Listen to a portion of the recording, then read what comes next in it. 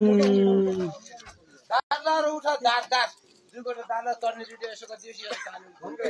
हाम्रो चौर गाउँमा बाटो बिग्रेर गाडी फसेर हामी जाम परे यस्तो तरिकाले निकाल्न खोजेको धेरै कोसिस गरेको आउन सकेन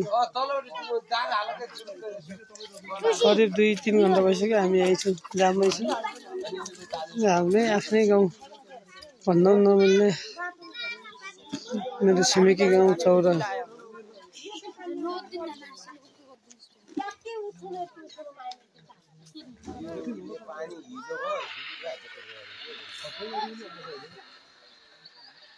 मान्छेहरू गाडीबाट उर्लेर यस्तो बसिरहेछन्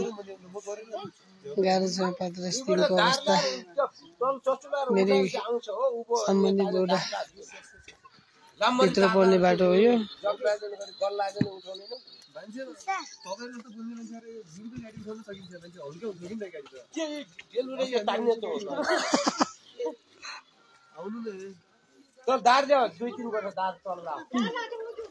यहाँको मौसम आफ्नै तरिकाको छ सुनसान रमाइलो छ एकदम आनन्द हेर्नु होला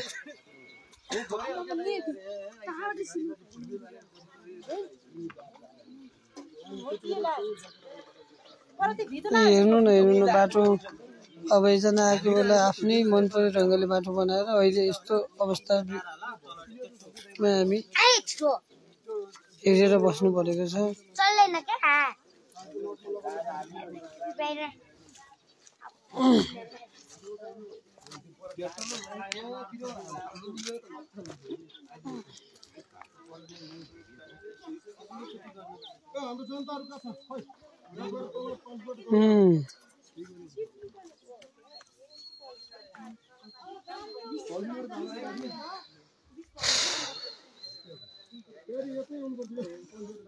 गाह्रो छ एउटा बाइक छिर्ने अवस्था पनि छैन गाह्रो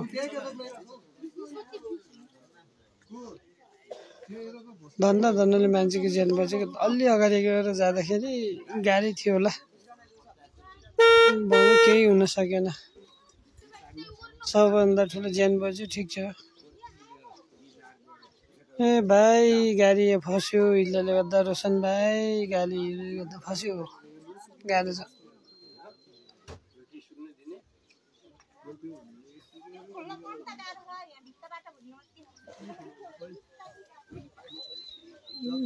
अब आजको दिन नखोल्ला जस्तो छ यो बाटो यस्तो बाटोको अवस्था हेर्दाखेरि हिलो छ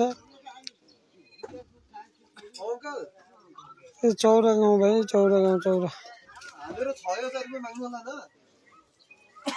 म अस्ति मैले हुने 1000 रुपैयाँमा आयो भने परिवारी गरेर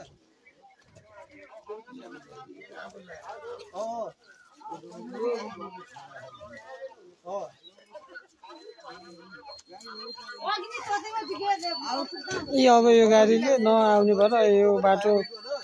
उल्टो फेरेर तल्पीबाट जाँदैछ तल्पीको बाटो पनि गाह्रै छ अब खेलाडीमा के हुन्छ त्यहाँको अवस्था पनि देखाउँछु हामीले अब यो गाडी फसेको छ उताको गाडी चाहिँ बाटो नपाएर अब रिटर्न हुन लाग्यो अर्कोतिर हेर्नुहोस् अब हामी पछि देखाउनेछौँ अहिलेलाई हस् हेरेर साथ दिनुभयो धन्यवाद